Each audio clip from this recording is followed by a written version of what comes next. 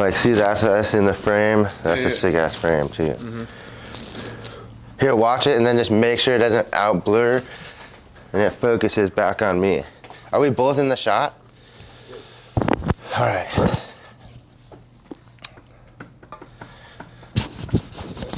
How you guys doing? Brandon here. What's up? We're on their newest episode of Trash Can Talk podcast. Thank you guys for watching. On the last episode, you might have realized the mishap of me saying that we were on episode 11, which some people already messaged me about. So technically, episode 1 with Mike MDSM was a test run, but when it loaded as episode 1, but it was like -1. Yeah, you know what I mean? It was like, if you guys watch it, he'll be back on. He's actually in the room right now. Because I know also people are like, oh, his microphone, I didn't hear. We're going to get it back going. But what we got right now is the most majestic human being I've yet to meet. Sometimes you see things like this in National Geographic as the silverback gorilla walks through the jungle. Do they live in the jungle, right? Yeah. Yeah, so, you know. Oh, wait, rainforest? I don't know, dude. It might be one of those too. This is Johnny. What's up? Instagram, Squatamala, still, right? Squatamala, sanctified entity. For his powerlifting, sanctified entity. That's for tattooing, right? Tattooing is sanctified entity. Powerlifting is Squatamala. And then is it mixed with personal on sanctified entity or more personal on Squatamala? Squatamala is just lifting. I don't really go too personal anymore, so it's... This is the most you're gonna get. Right? This is gonna dig deep, guys. I'm not big on the trigger thing, but if there was gonna be a trigger warning for an episode, it'll probably be this one. We're gonna get deep, all right? So if you're listening right now and you wanna go deep, keep listening. If you're watching right now and you wanna go deep, keep listening. So tell us a little bit how you got into tattooing. So I got into tattooing. I used to always just draw. Like, I didn't do schoolwork. I just drew on my anything. I remember one thing I used to always do when I didn't know the answer to like a question, I would just draw a picture on at school, and then I'd always keep a notebook around or like a black book of just sketches. I'd always be sketching. I'd always be drawing, and it never really occurred to me to like be a tattoo artist until one of my friends actually showed me like black and gray tattoo work and stuff, and then around that same time is when I found Mike Giant's work and stuff like that, and so that kind of just it was just like a snowball effect, just kind of like going in that direction. A lot of my earlier stuff was like black and gray, like pencil work and like portraits and like landscapes with like acrylic paints and stuff, like realism type of work. Did your family and school help you like grow that in you, or did you have to like do it on your own time, just out of curiosity? Did it on my own time. Basically, like I said, I was just drawing in school, so I made my own time in school, and then at home, my family wasn't really supportive of the tattooing in the beginning. It was pretty difficult at first too, because my first apprenticeship was around the time that I found out I was going to be a dad for the first time, and then so obviously my parents did not support that. They're like, no, you need a job, like you can't be wasting your time like doing free labor. When you got into Mike Giant, was that as he came out with a brand, or was it before he did? It came with the brand, which I'm actually wearing right now, Rebel 8. It came with the brand. So my friend showed me the brand, and then he showed me Tribal streetwear also, like, and all the artists that came with that. Tribal used to have some good, not fonts, calligraphy, right? Yeah. When they started out, it was more like, wasn't it a lot of graffiti based, graffiti? I feel like, yeah. I'm not too sure, but yeah. Yeah. This is the thing. So, like, with, do you know a lot about the Rebel 8 Mike Giant collab? Because those first ones that came out was with the girls he drew with the tattoos, right? Yeah, I mean, we have a bunch of that art right here, too. I don't know really much of, like, I think Josh from Rebel 8 and then Mike kind of like collaborated because I feel like Josh had like back when blogs were a thing, he had a graffiti blog of like San Francisco graffiti and all that stuff. Right. And he found Mike Giant, and I think they collaborated with that. I don't really know the whole story. That was so big. That was a big ass collaboration. And then I was gonna ask you too. So like, well, one, we're at Ink Spot, 760. Shout out to this Best beautiful tattoo shop in North County. Yeah, this beautiful tattoo shop. So if you're in San Diego, hit these guys up. How'd you end up here? How'd I end up here? So, I apprenticed at a shop that was down the street from here. I left, usually around like the first year, like, I don't know how to put it. A lot of old school people say like, okay, you put your time in the shop that you learned at, and then you're free to go, leave, Right. Make a living, like go do your own thing. Your work here is done type of thing. And so kind of felt like I needed to do that. There was a lot of like differences with artists at the time in that location, which is all like, we're all chill and cool now, but at the time it was mostly like, I needed to get out. You know what I'm saying? Is it like too? Okay, looking back at it, is it like? Because I look back at a lot of these friendships that weren't good or that ended, and it was because I was too young to think about the bigger picture. Yup. Yeah. So like, if you did one thing to me that made me mad, then I said fuck you forever. Was it one of those? It was definitely like a being young and inexperienced in life situation. I realized like throughout the years that, certain situations were not handled correctly on like multiple ends and stuff, but like with time and like reflecting on all that, me and like those artists like have spoken already, and we're on like good terms and stuff like that. Right. So I got nothing but love for them, So it's That comes with that. It just comes with age, dude. Yeah. I have some homies now that whenever they do that to me, I'm just like, whatever. Like if someone's like, if someone's like, no, like, fuck you, like, we're never gonna be friends, I'm like, all right, like, I'll give it 2 days. I'm like, all right, are we still going to this thing? Yeah. They're like, what the fuck? Like, I'm like, dude, it's just not that big of a deal. When it comes to life and how long life is, like, this little fight is minuscule. Yeah. Like, we could talk about how we feel. You want to tell me, I'm gonna listen, but I was like, it's not the end of the world. No, it's just like we all, yeah. And then with Ink Spot, you started here after apprenticing there. It was like you did your apprenticeship, left, and then is this like the first shop you ended up at, or? Yeah, this is the first, after my apprenticeship, this is the first shop I ended at. And then, like, it was like when I was here the first time, not saying it's not cool right now. Right. I love it here. But first time, it was myself and like everybody here pretty much was just starting off, was like on the same page, like same like page as I was, Right, so it's like just starting off or like in the early stage of your career.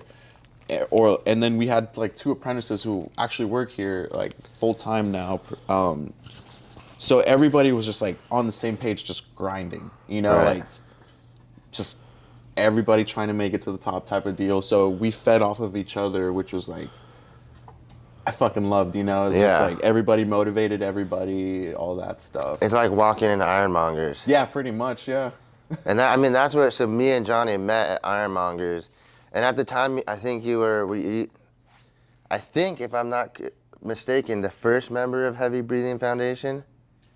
Tommy would be the first, So Tommy, and then Johnny. R.I.P. Take a moment of silence for him.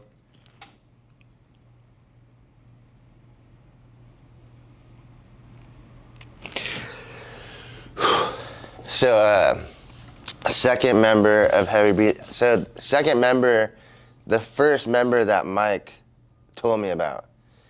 And then, when he told me about it, I was like, you're like, all right, you're gonna film someone, you want to know more about him. So you start watching them, look at the Instagram, see what they do. And I was just like, damn, like, then what we'll get into later is talking to you and you telling me a little about your story, and I was like, I just remember that day and being like, damn, what you just told me is fucking powerful, and like, even if you're to tell one person, it's really gonna change the whole world. It could. It can really, cause like it really from that day forward, and we'll get into this, but when you told me that, then I was like, damn, I'm not alone. You know what I mean? And that's huge. But how did you get into powerlifting, heavy breathing foundation, Ironmongers? Like, how did you come into that space? Mostly, it's just like you know those charts where it's like the spider web charts where it's like one thing here and then like a lot of things kind of just like spread out and then like little things. It's kind of like that. I feel like my whole life's a mess and like that, you know? Right. But I love it. And so for starters, I found out about Mike from my homie and then shop owner here, Brandon Sixer.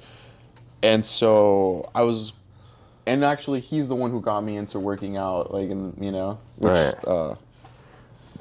the first place. So I found out about Mike through Brandon, and then from there I followed Mike, and then he the one thing that stood out was he did like a Q&A on his what do you call it, on his stories. He did a Q&A on his stories, and someone asked him like,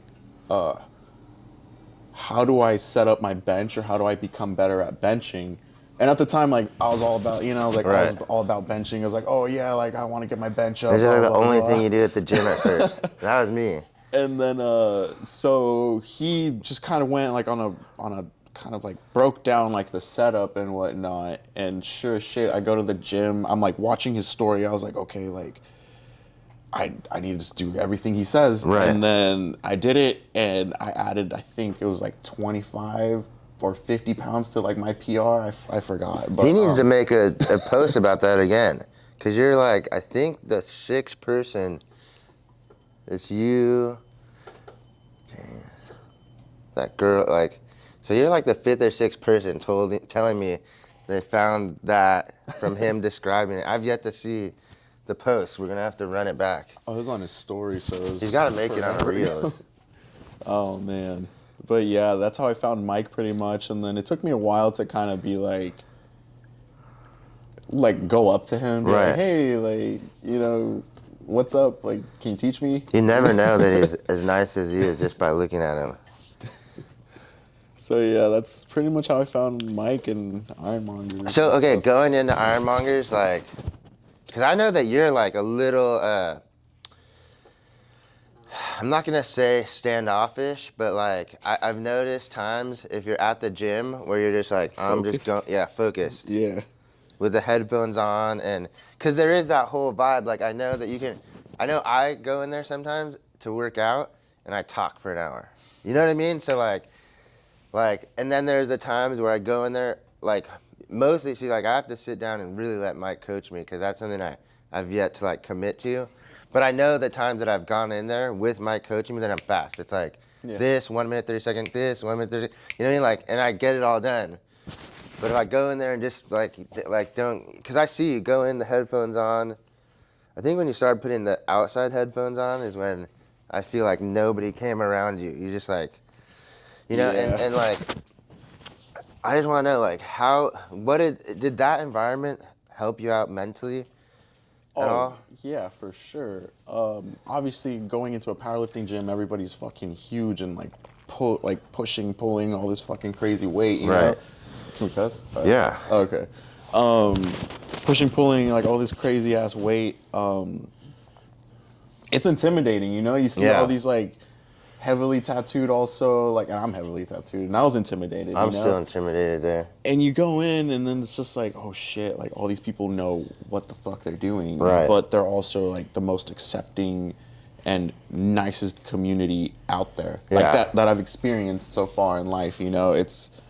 It was crazy. It was definitely a mix of emotions going in there first, but yeah, like awesome experience for sure. See, mine was like, so my introduction is, so I remember actually, because I should be there right now, except for I flipped out, but I think it was last year when I was working at Ohana, Sid, one of our mutual friends, Sid, comes up to me, he's like, dude, do you remember Mike? And I was like, kind of. And he's like, dude, he's like an insane power lifter. He's like the best power lifter in the world now. Like, Hell yeah. he's like, you gotta hit him up because you're always lifting and you should be lifting with Mike. And I was like, all right, show me a picture of him. Then because he had an old one, I'm like, damn, I remember that guy, always in the cut with his 40s, like his hood, and he's all like small and built, but he's like smaller now. So it's like, I could see him. He moves differently now. He has a whole different demeanor about him now, but it's like the picture, I was like, oh, I know exactly who that is.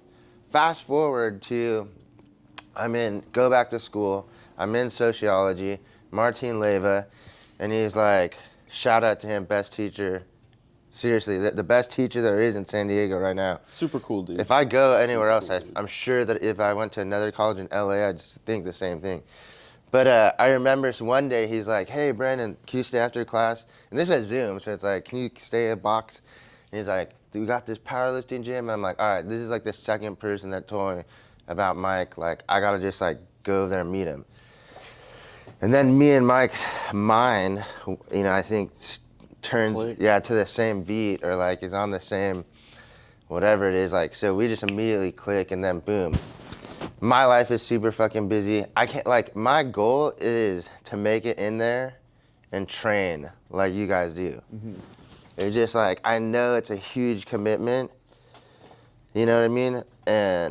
But I feel like, like when you do something that you're like, I want to do it, but there's a little fear in doing this. Yeah. Am I going to be good enough? Can I compete? Am I going to get hurt? You know what I mean? Like all these things that like play in my mind.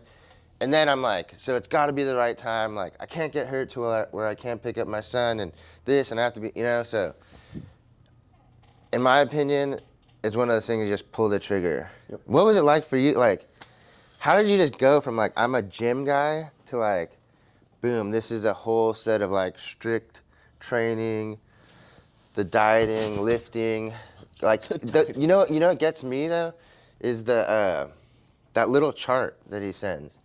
Cause I'm like, how do you fill out this thing? Oh yeah, the program, yeah. Right. Oh man. Did you stick to it? Yeah. Yeah, okay, so I tried to as best as I could. There were some days where like I couldn't, like after like my squats. It was mostly like on my like squat day where I was like, oh, I'm fucking beat. Right. But I feel like it was easier just because I had Brandon Sixer with me in like the first like months. Like he was like my training partner, and then it was easier, and he definitely like held me accountable. So like, just like, nah, dude, you're finishing this. Like you're finishing this set. Right. You made that look easy. Like you need to do it. Like having someone there like hold you accountable all the time is not all the time, but like having someone help you like guide you through in like the right direction is always great. And then obviously like having one-on-ones with Mike was great too. You did a good job explaining things, so it was a little like weird getting used to in the beginning because like you said, it's very, like you said, you're very busy, and so am I. I'd like to think I am. And so anyone who has kids is. Yeah. Anyone who has kids and works and does anything else, like you're a king. And then so it was very time consuming. As long as you take care of your kids. Yeah. It was very time consuming, and then it was just kind of for a while I had to like move my schedule around it. Right. Which was cool, and I enjoyed it. But yeah, it was an easy transition, I feel like. And then the meets. Like I just see the meat and I see that like the fucking fire shooting behind the lift and I'm like, damn, that's my life. You know what I mean? Like yeah. I always my dream used to be when I was little, it was two things. I was like, I either want to be the next like Darby Crash or Anthony Kiedis, because my dad listened to punk and listened to Red Hot Chili Peppers. I'm from LA. Mm-hmm. So I was like, Darby Crash or Anthony Kiedis, or I want to be a wrestler. Hell yeah. You know what I mean? So like, what's up. there was like, I don't know if you remember these guys that are the Bushwhackers, and they used to come out like this, and they're a tag team duo. Mm-hmm. And I was like, damn, I want to fucking be a tag team duo. They were like mean. They looked like Mike, two guys, and then like spitting on people and do whatever and dirty and hitting people with wood. And so it's like, you know, I kind of did it when I did music. You know what I mean? Like, I didn't get there, but I remember like one tour we did with As They Dying, and that was pretty amazing. Like putting the freaking mic out, people knowing the song, singing. Yeah. And I was like, when I look back at life, I don't ever feel like I didn't accomplish that like Darby Crash thing. Yeah. But now when it comes to the wrestler thing, like it's still this like dream, and just watching everyone like James or I forget, Ty, when she used to be like, ah! Oh yeah. You know what I mean? Like I'm Man. damn, I want to fucking do that, you know? And For Mike's paddle. yeah, I don't know if I do the Whacking people? paddle. Fuck that. Because I have this weird thing, if someone hits me and it hurts me, I'm like mad. Yeah. But you could like, I mean, if you slapped me and it was like, I got like, I'd be like kind of mad, but I'm sure once I did the lift that I'd lose it. But what was it like fucking competing?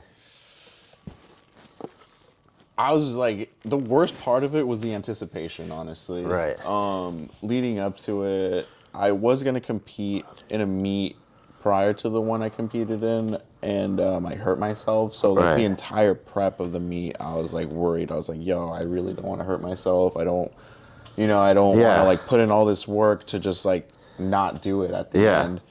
And the like days leading up to the meet were pretty brutal, just because I was so used to being in the gym like all 4 days, 5 days or whatever, and it went to like, okay, like you don't get to do anything. You just kind of like chill, rest, and just be ready, you know? Right. So that was kind of like, I don't know, it just made me antsy. And then the day of the meet, it's once I was there and once I did my squat, it was just like, all right, it's just another day at the gym. Right. You know? And obviously like doing my squat like right there, and there's a crowd of people just sitting in front of me. Like I just didn't even look at the crowd. I just like kind of like looked up like over the crowd and didn't pay attention to anybody, because I knew the minute I locked eyes with any random person, Right. it's over for me. Like I'd be like a nervous wreck or whatever. You're like, what do they think of me right now? Yeah, exactly. Does the singlet make it harder? Yeah, I was just about to say that, yo. The singlet definitely made it harder. That's my thing too. I'm like, damn, what am I gonna look in that singlet like a fucking like baked muffin? That's like my thing, dude. I'm like, shit. That's like the only thing I thought about is like, but I would do it. I mean, it's like I said, it's just like, I think that would fulfill that dream of like walking, and I would probably like come out to the lift and go, yeah, dude, fuck it. and then sit down on the bench or whatever it is. I forgot who said it. I think it was Jay that said that's the closest thing to like when you were a kid and you had that excitement for like a game, right, like a football game or like soccer game, whatever it is. But yeah, as an adult, you know, it's like you get to do whatever the fuck you want. Like, you know, like I don't know, dress however you want for the meet, and then just do whatever it is that you want to do. Come like out show with boxing out gloves and and everything. Yeah. See, the thing that I loved, so like I knew, not right away, but by like the time I was 12 or 13-ish, I heard enough interviews where they would ask someone like, is wrestling real? And every wrestler's like, yes. But then someone would start to be like, well, yeah, the choreograph is real. And then as I got more respect for it. Like some of my friends were like, dude, that shit's not real. Fuck that. Like you're like 14, still rocking Stone Cold. I'm like, these guys are the man. Like I was like, even if you're like, it's not real, like these guys have to train to slam each other, to like walk in. Like, could you imagine getting the people's elbow? Like you got put off the ring, and even if it's fake, but you have to run into the Rock's elbow, or he drops it on you with his body weight. You're fucked. Like, yeah. I mean, so that's what I loved about it, dude. And doing this podcast in the morning is the shit. It might be this coffee too, but also because I have my energy. Right. It's what are we at, like 10 a.m. right now? I don't have my watch. We're at 10:15 a.m. So you guys are getting a whole nother side of me. Sometimes I do this when it's like I've already done a whole day of working. But let's dig deep right now. Yeah. So what I was talking about earlier was when I met Johnny, he told me about this eating disorder that you have. Yeah. And it's super crazy because a couple weeks prior to meeting you, some guy, so we had this girl working for us, and then she left, and when she left, the boyfriend sends me a message. You know what I mean? And it was like, hey, you, like, fuck you, you know, he's like, you know, faggot, blah, blah, all this stuff. And at the time, I was really going through it. Yeah. I was vomiting a lot. Like, I was just purging my food, you know what I mean? And sometimes what I would do is, like, go in the salon and do it so that I would think that they'll just think it's a customer. Yeah. And everyone kind of, like, caught on to it. And That's the worst. so, like, one of the stylist boyfriends messages me, and he's like, and you're a fucking pussy ass bitch because you fucking have an eating disorder. Like, why don't you go kill yourself by throwing up, or something like, you're throwing up in the bathroom all this, and why don't you lay on your back and throw up in your mouth? Some like crazy thing. Yeah, some unnecessary shit for real. And I was like, okay, first of all, you didn't get fired, bro. You know, and everything in me wanted to like react to it. And I was like, okay, and then block. You know what I mean? Yeah. And I didn't it didn't really get to me there, but people were like, now I was like, okay, everyone knows. Now that I know this guy knows, everybody knows. And the initial thing, so like I grew up in Los Angeles. So initially, I didn't think much of it. It's like something that you did in LA. They would be like, you want to lose weight? Just go, you know, throw it up. So it was like a whole thing, and I've never shared about it. You know what I mean? Yeah. So I've never really brought it up to light. There's like some of my friends that know, but we were in the same crowd. So like we did it. Yeah. And it was never anything weird. So it was like real interesting to meet someone Sorry. Thank you. that you know what I mean? Like we were like dude, I suffer from this also. And after you told me too, I'll take a pic. huh? Oh, sorry. No, you're good. What should we? I'm just gonna run it. Run it, dude. Because it'll be like editing her out, walking through the camera, and restarting. You can't You're go good, back. Okay. So, no. So like it was just like, it was. So since that day, I kind of was like, dude, you know this. Like for me thinking nothing's wrong about it, to just do it. But then my girlfriend being like, no, there's seriously something wrong with you doing that. I was like, all right, I gotta like not do this. Yeah. You know what I mean? And it was like the first time where I ever thought of it like as a problem or trying to address it. But I was like, I know there's someone else out there going through it. Yeah. You know what I mean?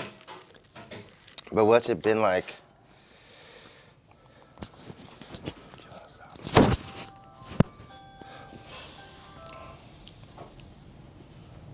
What do you mean, like, what's it been? Well, I mean, like, how, like, so since we, ever since we talked, I started meal prepping, doing these things. I still, so like, for me, here's this one thing that happens. The days that I don't work out, I feel like I didn't earn to eat the meal. Yeah. And that's where it's something that I have to kind of like mentally think past, you know what I mean? Mm-hmm. So, I mean, it's been like, Yeah, I feel the same.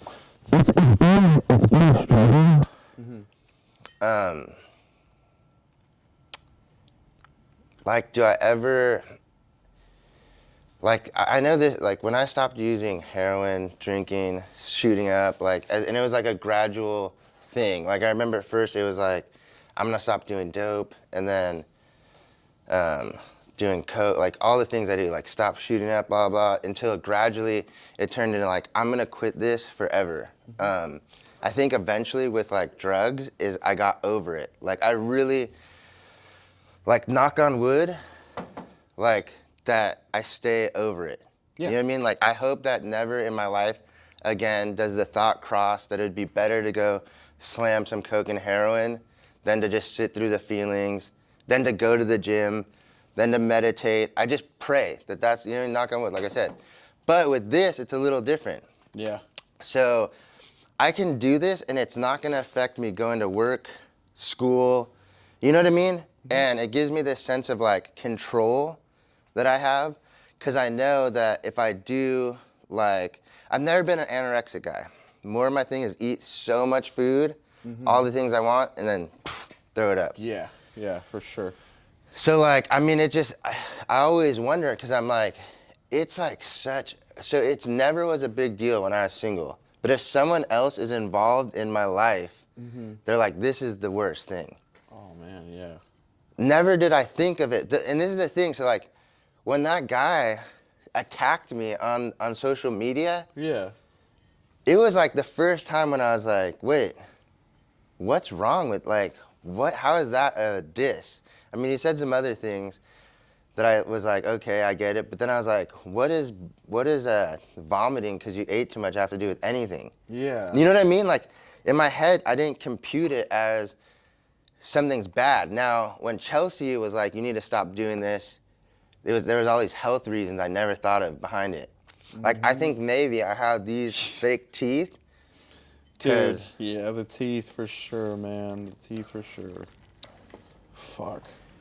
But I mean, like, is there any, because I know that so much people, like, if this was a cutaway clip, and this, say like the editor, because this guy edits the clips. Yeah. If he cuts away and this is one of the clips, I know tons of people Yeah. are gonna look at us and how we look and be like, damn, I can relate to fucking that.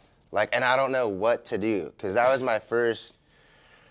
This is like a weird, morbid way to put it, but it's like, it's so weird. It's just like, growing up, you find out that everybody does coke. Right. Or a lot of people do coke. And then it was like that with like eating disorder. But it's not, how do I put it? You don't know until you do it, because you realize the habits. You see the habits in other people, and then people with that, it's like people aren't really open about it.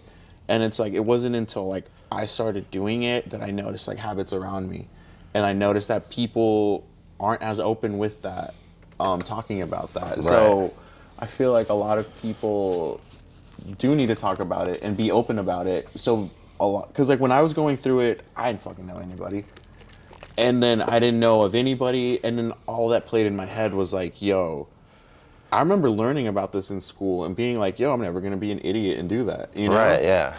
And then, but I don't know, it wasn't until like after I kind of talked about it briefly is when a lot of people that I knew growing up came out and were like, yo, dude, like, I'm dealing with the same situation, like I'm over it now, or like I'm still dealing with it, how'd you get over it, and like all that stuff, which is like, it's pretty fucking crazy, dude. This is where I've gotten to with it, is this. So like, one is I have a lot of like mental health problems besides that, addiction. Like I get, depression, grief, a lot of grief from this last year. Everyone's lost a lot of people, not just me. Everyone's lost a lot of people. So sometimes I look at it like this. Now, is okay, maybe a lot of my clothes are gonna get a lot tighter and I'm gonna have to go up in size. That might happen. 2, maybe some days I'm gonna not know what I'm feeling. Mm-hmm. And the easiest thing I know how to do is to go buy 10 donuts. Oh yeah, and then just. And then, yeah, so like now though, what I do is, that was the old thing. So those 10 donuts and coming out, now I'm just like, damn, bro. Like, you ate 10 donuts and, like, let's not do that. Dude, I'd spend fucking $40 at Jack in the Box Oh, my God, yeah. and just eat it because I had a shit day or whatever. Right. Dude, like at the time, like you said, so much fucking bullshit went down at that time when, like, the eating disorder happened or when I became bulimic, I guess. I don't know if Right. it's became I didn't know, yeah, so- bulimic or However that works. Dude, I was like at a breaking point in my life. You know, Right. it's like the thought of suicide was like every day. Right. I'd wake up and I'm like, oh wow, I'm awake, great. You know. Yeah. Like, and it's so stupid to say, but it's like the only joy I got was at the time was eating and throwing it up. Yeah. It sounds like so like looking back, it's just like I feel it so shoot, hardcore, you know? yeah. No, And- because I'll tell you what. So it's like, what happened with me was when it came back is, so one, I'm on drugs. So I was a fat little kid, like a big little kid. You know what I mean? Mm-hmm. Then I did dope, and I think I was like around 23, and I could just like get all the girls. So it was really hard for people to tell me dope was bad. Cause I was like, dope, I mean, shooting heroin and coke might be bad for you, but for Yeah. me, it's awesome. I was like, I'm the man. Like, finally I'm getting laid. Girls want to kiss me. Like, girls actually want to like do sexual things to me. I don't have to pay or ask or beg. Oh, man. You know what I mean? And I was in a band at the time, and I'm just like, okay, so maybe drugs are bad for some people and DARE, but in my head, I was like, that DARE program was made for the kids who stayed in school. I am awesome. So like, I'm gonna do dope. yeah. Fast forward to like 3 years ago. So when COVID hit, and I was like, I think 2 years sober, maybe 2.5 years sober. Dude, I lost my job. So I got sober. I was blessed with this job of working in production. My friend works Coachella, blah, blah. And about 1.5 years into it, not only was I working production, I was the man. Like, I had a good job. You watch my story every night. It's backstage somewhere. Hell yeah. And without drugs, I'd become that guy again that I thought I was on drugs. So that when COVID hit, I lost it. And I was like, I need control. Yeah. Like, I need to feel good. You know what I mean? And I started doing it again. And you're sitting at home and there's just, I remember this. It's just like, before I started like running and doing all this other stuff, I'd be like looking at the computer, looking at my phone, and I'd be like, all right, I've been doing that about an hour. Fridge. Yeah. And then like eat, and then, you know, if I threw up, what I would do though is like, I would eat a little during the day, a little bit. But then at night, I would have 2 times that I did it. So like I would nibble on things, nothing crazy. But in the morning, I'd just eat a lot and throw up. And then this certain time at night, it was every day. And it was almost like dope, where I couldn't wait to that time that I set in my Yeah. head where nobody was gonna be around. Just eating. And yeah, just eat and then do it. And then I was like, that's when Chelsea though picked up, you know what I mean? So, and that was like, cause I never had someone that is so close to me. I've never had someone so close to me in my life that knows what I'm doing. I just don't let people that close to me. You know what I mean? Like, you can get kind of close to me. I feel like doing this podcast is gonna be the closest yeah. everyone's gonna get to me. Like, no holds barred with this. Like, I was just like, anyone comes on, they could talk about whatever, and I'm just gonna talk about this shit that I thought I'd never talk about. That's why when I tell people it's like a passion project, that's why. Because I was Yeah. like, I'm finally just gonna Just have fun with it. let it loose, you know what I mean? Let it all out. Yeah, definitely. But that's why people like you are so instrumental and special to people like me. You know what I mean? Because like, if I didn't meet you and you didn't say that to me that day, I don't think that there would have been any urgency to like address it, Yeah. because I would actually just want to sneak more, like get sneakier with it. But just the thought that I was like, damn, there's someone else that's suffering from this. Not even suffering. I think maybe at the time, would you consider it suffering? I enjoyed it, so I don't think it would. I mean, in the big picture, suffering, yes, but at the time, I enjoyed it. And Right. everything that came with it, which is pretty crazy to think. No, I get it, because, like, look I'm telling you, so I lost that job, and I had no purpose in my life. My whole life, I was like, I want to help people. But when I started doing production work, I'm like, damn, I make a lot of fucking money. You know what I mean? Like, I've always been just like a junkie hustler. Sometimes I do these amazing things, like I own this vape shop and e-liquid company, and there's a lot of money coming in, but so much going out. So, like, even though I made way more then, I was spending so much money on dope that there was nothing to show for it ever. And when I was working production, there was like a lot coming in, and then initially there was a lot of Yeezys on my feet. There's a lot of expensive clothes, a lot of like designer shirts, but that ended fairly quickly to where I was like, I should be saving. Yeah. Like almost noticing like, damn, you're doing the same thing, just not on drugs, just like Yup. dumbass shit. Yup. And yeah, so it was like when it came into my life again, because it's always been in and out. Like I remember just being little and working on Melrose, and I can't remember his name. It might have been Troy. If you're watching, Troy, I'm sorry if it's not you, but someone just said to me, like, you could eat and just throw it up. Like, as clear as day. I think I was like 23, and it like reinforced the thought too that day that like, okay, that's the way to do it. Dude, yeah. Cause I was working at a clothing store on Melrose, and like you gotta look good, you know what I mean? Like, and you know the style. So I had the long hair. You know what I mean? Like that emo hair and Yeah. the tight pants and all that shit. So it's like You gotta look. You gotta fit the aesthetic. and that look demands this kind of lifestyle. Kinda, yeah. And See, like, I forgot that we even went through that time. how old are you? I'm 38. Okay, yeah. Yeah. But I don't care, because if you listen to like Bring Me the Horizon, All Time Low. Yeah, we went through that If you went through that area, it was the skinniest pants, the tightest shirts, the weirdest long hair, that's blue-black hair dye. See, I missed all of that growing up because I was fat. And then the minute I started losing weight, I was like, yo, I can be my true self. Right. And then that kind of like engulfed me more in that, which is like, oh, fuck. There's something you brought up that, like how you said someone brought it up to you and like told you like, oh, you can just eat and throw up. You know? Right. For me, it was, dude, I remember this fucking day. Like I had it, like I don't have it down on my calendar, but I remember it. It was June 19th.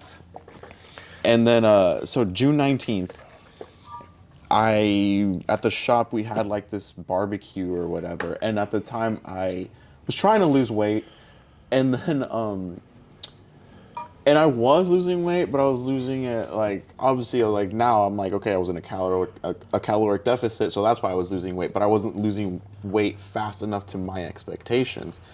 And then And that's just with good dieting? that was just with good dieting, was like I was losing weight. And then this one day we had a barbecue at the shop, and I was like really fucking hungry that day for whatever reason, and I ate a shit ton. And for whatever reason, like something clicked in my head. I'm like, yo, I shouldn't have eaten this much. Like, what do I do? Like, I'm gonna gain all that weight back. Right. And then I'm like, you're not gonna gain that weight back from just eating one meal, you know? Right. Now, but it's just like, back then I was like, what the fuck do I do? And I almost had like a panic attack or anxiety attack.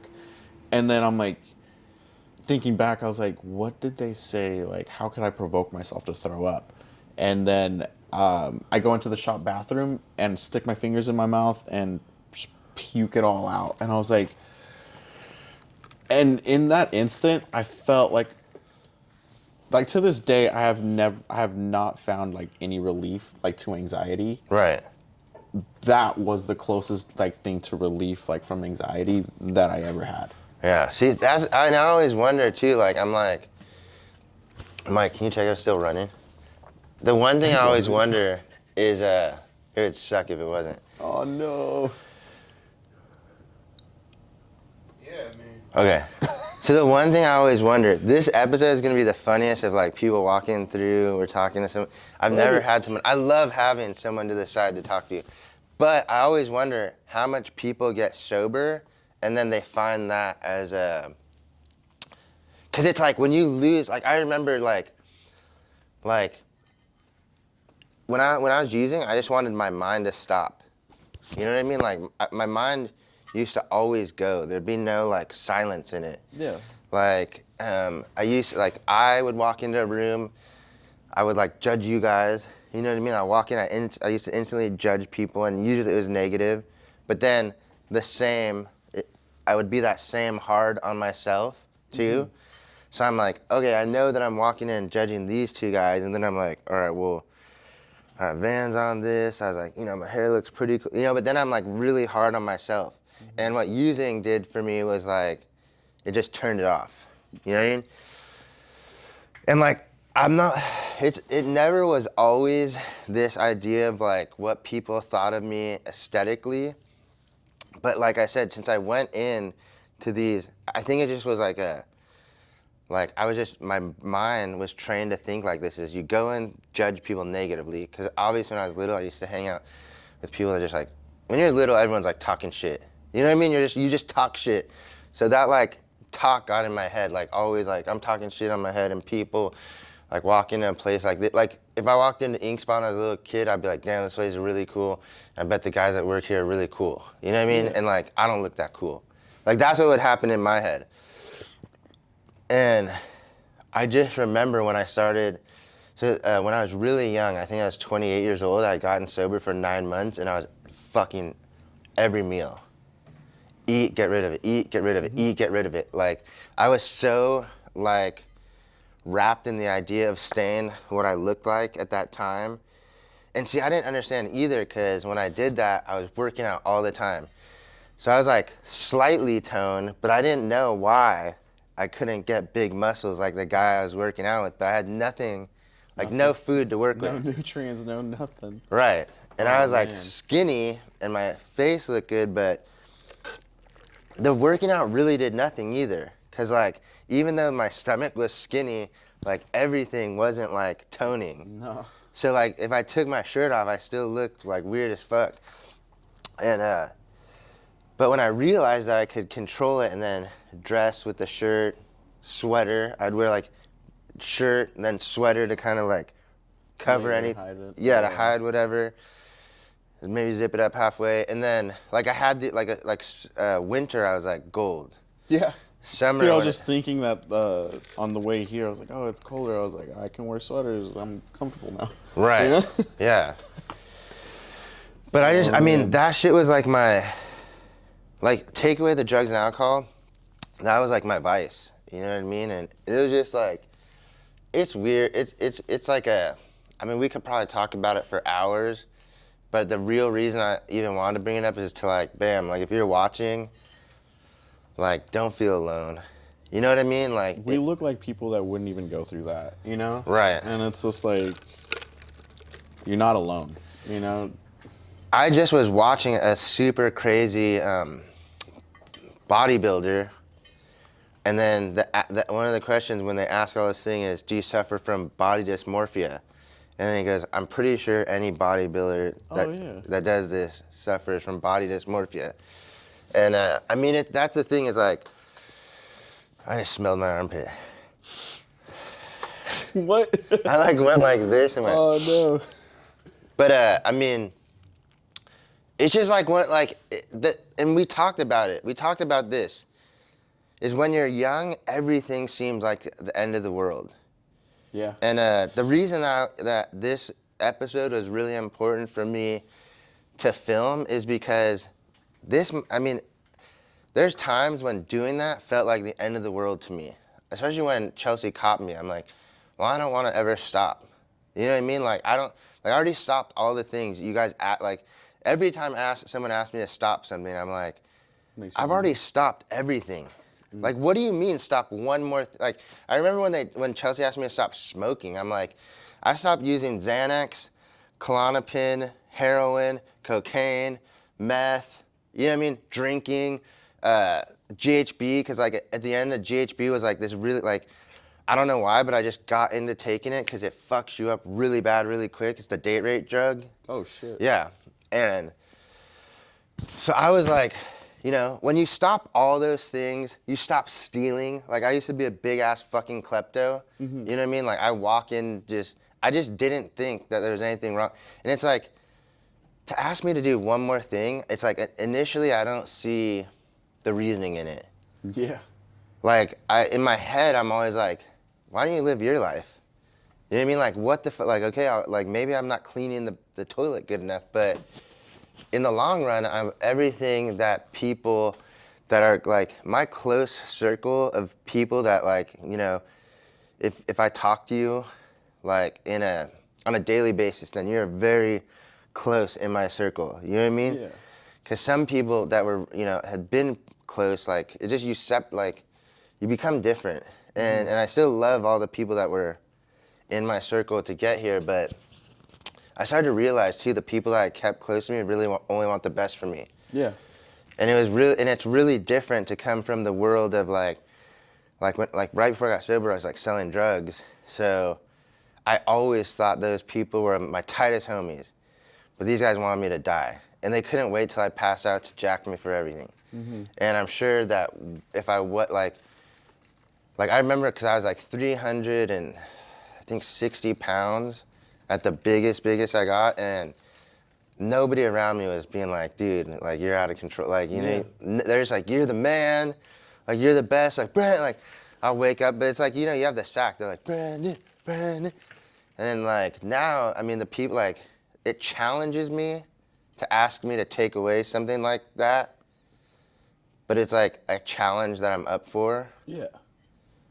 You know what I mean? And I feel like, dude, at the time when like you brought up like when people asked you, it was like, oh, I already stopped doing this. Like, why would I need to? Like, why are you asking me to do more? Like, I've never felt like triggered to the point where I'm like angry. right. Only when people like knew that I was like throwing up and stuff like that. That's when I felt like attacked always. Like Right. for whatever reason, like my mind like always went to like mind your own fucking business. Like why Right. the fuck are you worried about me? Like I'm gonna do me, you do you. Like why the fuck are you telling me this? You know, like it's my life and all this shit. Yeah. I feel that. The only thing that still fucking bothers me, and maybe it's like this thing I have to live with, but like if I eat and then I go to the bathroom now, ever since, you know, people like know that you know, I feel judged. I feel like, yeah, I do Right. that at home a lot. Like I'll eat and then I'll be like, oh, I'm gonna go use the restroom or whatever. Especially too, cause like, if I have to go to the bathroom, I will not stop eating. I just think it's weird, like Right. taking a break to go to the bathroom. right, you know, it is weird. And so I'll scarf my food down and then I'll be like, all right, I gotta go use the restroom. But there is never a time that I don't think like, oh, my girlfriend or like my parents or whoever I'm with, like that knew, it's like, this motherfucker is going to the bathroom to throw up. Like or like what I'm saying is like, it's only at home or my parents are here that people kind of know. Right. Where I'll be like, I'll eat and then I'll go to the bathroom and it'll be like, I'm there like whatever. And I'm like, fuck, I really hope these people don't think I'm throwing up. Right. You know? And like for you, cause for me, this is like this ongoing battle. You know what I mean? To like, and we'll kind of end it with this, but it's like, I don't know. You know what I said? Like with drugs and, you know, knocking on wood to say that I hope I don't, like, I don't know if this is this thing that I feel like never will, like, I don't know if I could do enough work onto myself where this will leave me. You know what I mean? Like, I don't know if this, what would you call it? Like, I mean, this. You'll get over it? Yeah, I don't know if I'll ever get over it. You know, maybe I'll get like so old and I'll be like 70. I'm like, I don't give a fuck. Like, cause I'm 70. Yeah. And like, who cares? Like wearing Speedos on the beach, you know, like, you know, I want to get there. That's what I want. I always am like, when is it this world of like, I don't really care? Yeah. Cause like I'm somewhat there. I'm like, damn, like, to be honest, now, Like I look in the mirror with like all the working out I've done, and I'm like, I'm pretty happy naked. You know what I mean? Like Yeah. I was like this is good. Like I look, I have a bunch of pictures of myself on the phone. I'm like I can live with this, you know? And but it's such a weird like. But like I said, where I am with this is, like I said, I'm pretty comfortable in the mirror. You know, like, and the thing too is like, with me having a significant other, and like, dude, we just got engaged. Oh, you know what I hey, mean? congrats. So I'm like 100%. Like, I'm like one of those people when I'm like in on doing something, I'm like 100% in. Yeah. So I look at like even the relationship like that. I'm like, all right, like once we get married, like this is this like pact that I made with God to like be with this person. And one of my friends who passed away was like, he's like, you gotta make this pact between you, your woman, and God. And he was like, he's like a very Christian, so he like explained a lot to me in this Christian aspect of it. And Yeah. I'm more open to like Everything. spirituality. Yeah. Yeah, I'm a spiritual Same. person, and sometimes like I'll pray and God to me looks like what you see as Jesus Christ. Sometimes I'm like, I'm not gonna pray to that guy. I'm gonna pray to Buddha. Because Yeah. this is where this problem, you know. So it's like, it's It's- this fluid thing. It's weird that you say that too, because like I have a fucking burning church on me, like tattooed on me. Like, Right. I used to be like, yo, fuck religion, fuck God, fuck all this stuff, and then I'm not saying like I turned to religion or any of that, but I kind of did and didn't. It's like, to me, church and religion is a completely different thing, and you start learning about other religions and you realize that there's a lot of similarities with this, with everything, with all these religions. It's just different entities. Right. You know? And then going into like entity, my Instagram name is Sanctified Entity, you know? And so, not to say it's like a religious thing, but it's a religious thing. You know? Right. And it's like, oh man, I feel like I can't really put this into words, like how I feel about that. And it's like, I feel like there is no right religion Yep. and there is no like wrong religion. It's just a lot of misinterpretation, and it's a lot of like whatever you can take from it, and whatever you can take from anything to help you be a better person, do it. That you know? see, and you said that though, like in the beginning, or what I kind of is like, you're like, there's this group of people that are like under a religion, but like these people are happy, Yeah. and I'm over here in my own head, not willing to like be that, because I think that there's so many things that they do that's stupid, and then also on like a world like politically skewed view of these people are doing this and they're doing this, and then I'm like, well, fuck those people because they're all doing this. Yeah, that's how like I learned to like separate the two, because it's like, how do I put it? It's like Harry Potter. Like, Right. for example, it's like you've got the four houses, which is Hufflepuff, Ravenclaw, Slytherin, Gryffindor. Everybody's fucking read Harry Potter or seen the fucking movies, you know? Right. And, you know, for example, I don't know if Mike's a fan, but for example, Mike would be like, okay, I see more eye to eye with Slytherin. And, you know, someone else would be like, oh, I see more like, oh, I'm a Hufflepuff, or I'm like this and Right. that, you know? It's just like, it's the same thing. It's just Right. like, yo, the information's all fucking there. You choose to see it how you want to see it. Right. And what's best fitting to you, you know? Yep. And it's like, people can't comprehend that. People are like, oh, my religion is right, my political party's right. Not to Right. be like political or like, and that's another thing. Just as examples, right? That is another thing. I don't talk about like politics or religion, because I know not many people are on the same page as me. I could say what I said right now, and maybe there's people that are offended. Right. And it's like, then that's the same reason why I don't talk about that. And it takes the power away from what we're concentrating on here, is like, let me pray, like prayer and meditation to me is one and like, the same. it's very similar to me. It's my time to detach from the problem. So I can live in the problem.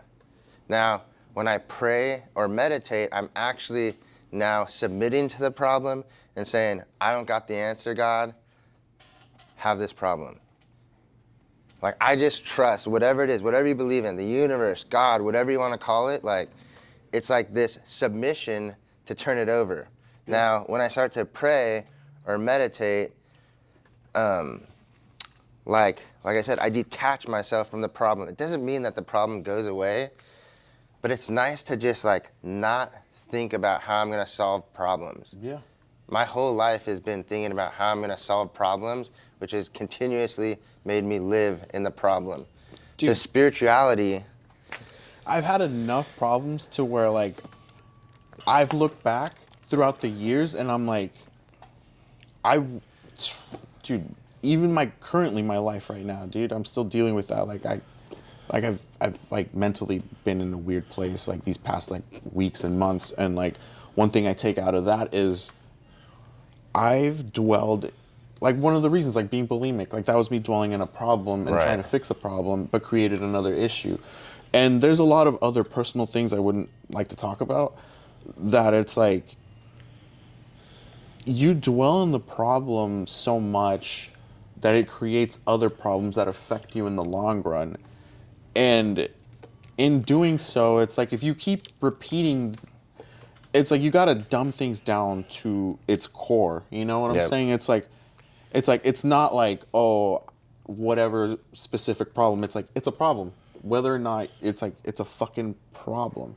So you realize the problem and you realize the behavior and you realize it's all a pattern. right? So it's like one of those, I don't even know if I'm making sense. It I'm makes sorry. complete sense. But it's like, it's all a fucking pattern. And therefore it's like, I'm like old enough and I've experienced enough to where I'm like, I just have to I know a lot of people will not understand this. And it's just like, I just have to let the universe, God, whatever, like, take care of this. Everything always works out. You just have to Right. remain positive. You just have to remain like, and do good, be good, and all that stuff, and the rest will all sort itself out. Like I said, I've had dozens of fucking thousands of problems that I've dealt with that felt like they were the end of the world. But if I would have just like not acted on it in a negative way, Right. and just believed that it would get better eventually, I would have been a better person. Dude, you know? that's like, dude, this is, and anyone who's watched this podcast has heard me talk about this, but I remember when I took a look at my life, because in AA you do this thing, it's called the 4th step. You write down all these people you're resentful at, blah, blah. But the most powerful part about it, which you just explained, was looking at my part in those situations and realizing the patterns. This one. Okay, for sure. But like I go through life and like you were saying is like, once I realize those patterns of how I interact with people, I now have the choice to interact with people that same way. So it's like, I know if I lie, if I fucking talk shit on people behind their backs, or these things that like has been like ingrained in me to do because I've just been doing it since I was a little kid. And I know that creates bad relationships. There's nothing I could really do to change it, but to ask God to take it. It's the weirdest thing. Nothing's ever worked on changing my life. And that's what I said is, the one thing about it is when I realize the patterns, I'm like, God, please take this away. Like, get this out of my life, like, please. It now, that idea of stopping praying, it puts like this space in between the problem, like what's going on, the problem, and proceeding to act in the problem. Yeah. So what you said makes complete 100% sense to me. When you said it, I'm like, God damn, thank God there's other people out here that like, there's other human beings that realize this shit. Because maybe the whole world's not fucked. No. I get in that whole thing of like, Dude, yeah. It's funny because I was just telling, dude, I just vented to my girlfriend, I think yesterday or yesterday, or yeah, it was just yesterday, dude. Not even 12 hours ago, I think. I was like, similar thing. I was like, yo, why do I just feel alone in the world? Right. You know, it's just like this whole time, like, it's like that's the only issue that hasn't been like fulfilled. It's just like the way that I think sometimes, and the way that I view things, and the way that I problem solve, and the way that I want to go about my business, the way I want to go about my life, I'm like, a lot of people do not coincide with that ideology. I'm Right. like, I'm not a scumbag, and I'm not trying to do scumbag shit, but I'm trying to do things the right way that feels right to me. And I feel like not many people agree with that ideology or see eye to eye with certain things. Like the way I see it, it's just like we're all in, like, for lack of a better word, vibe, you know, or wavelengths, or whatever Right. you want to consider it. It's like I feel like I'm not saying like I'm better than other people, which I'm not. Right. Everybody's equal to me, and it's like, but I feel like I'm just in a weird, awkward path sometimes because of the way that I think. Yeah. I don't know if you feel that I way. just go back and forth with it, dude. I go back and forth, like, and this is where like a lot. So I do a lot of. My biggest problem is my ego. Yeah. So like that's why even like the shirt I made, the less ego to the ego death. It'll probably come back. Like, so my next idea is a PMA shirt. Hell yeah. Because it's like, it goes back and forth. So it's like if I'm not staying positive, and I'm like being more negative, a lot of that is ego based, and I'm in fear of certain things. It's like in this fear process, and it like cycles its way through my life. And it's the weirdest thing because, you know, I live by that thing, like, be good, do good. Dude. As I'm being good and I'm doing good, I start to think like, damn, I'm better than people now. I'm doing more and I'm better. And then in that area, something knocks me back down. And I guess this is like, for me, like, when I get knocked down, I have to look, what's the lesson in that? Yeah. What was the lesson in what just happened? Like, why did I just get knocked down? Like, now that it's far after the coronavirus, lockdown, COVID, I was like, oh shit, the lesson was that my work was everything to me, and it was my identity, and that's all I was. I lost all the dreams I had to succeed, to just do this. And there was a lesson. More things too. The more that I volunteered in this, I started losing sight of why am I doing this, and starting to think, what am I getting? Yeah. What am I gonna get from this? What will I gain from this? And then when I hit that realization, I was like, dude, you are only here to volunteer and help people. It was never about getting anything. The opportunity arose to get something from volunteering. But I had to literally Dumb it down to its core. dumb it down to its core. I'm only here to hand this person a soap. I am only here to hand this guy a towel. I am only here to clean this shower. You know what I mean? And then, so I mean that's I live in that realm. You know what I mean? Of like exactly what you're talking about.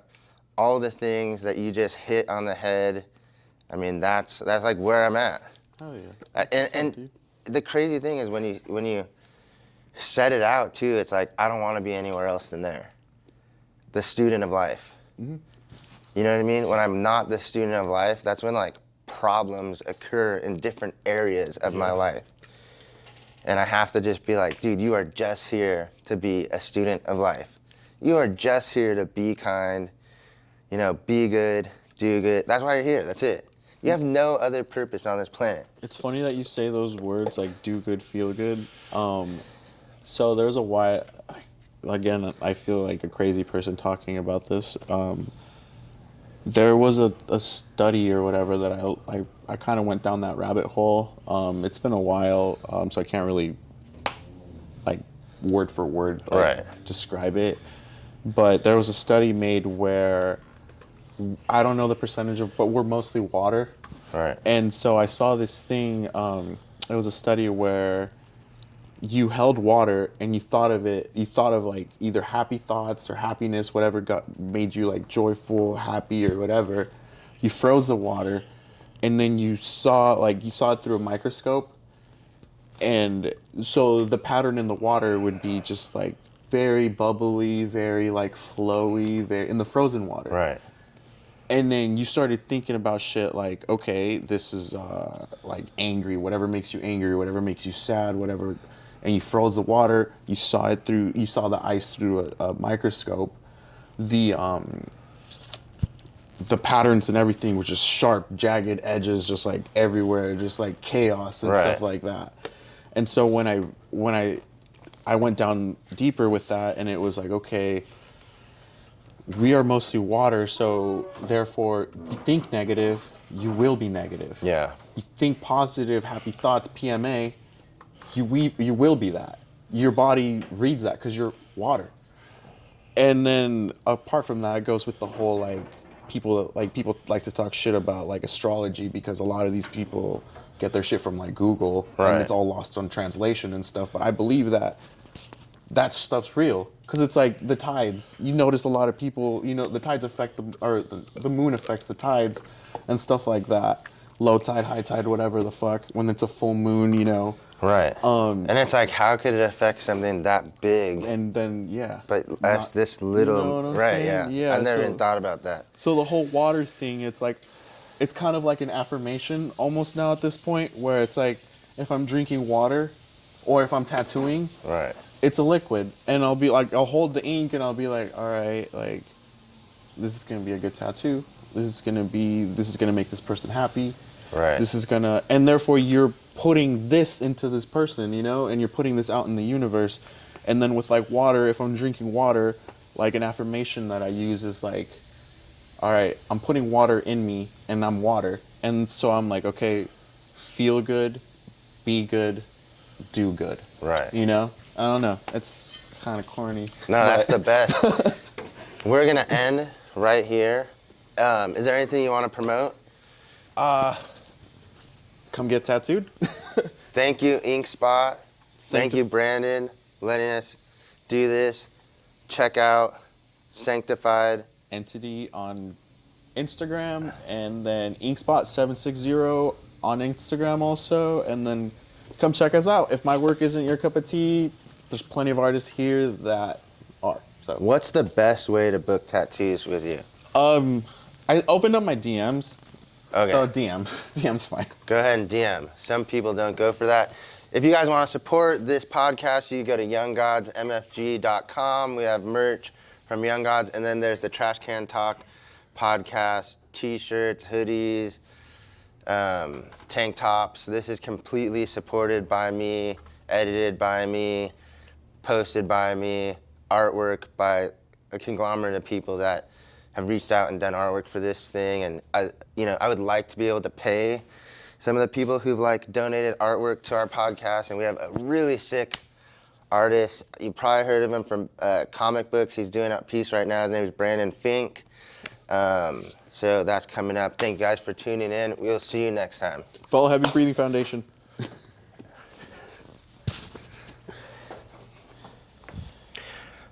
I could put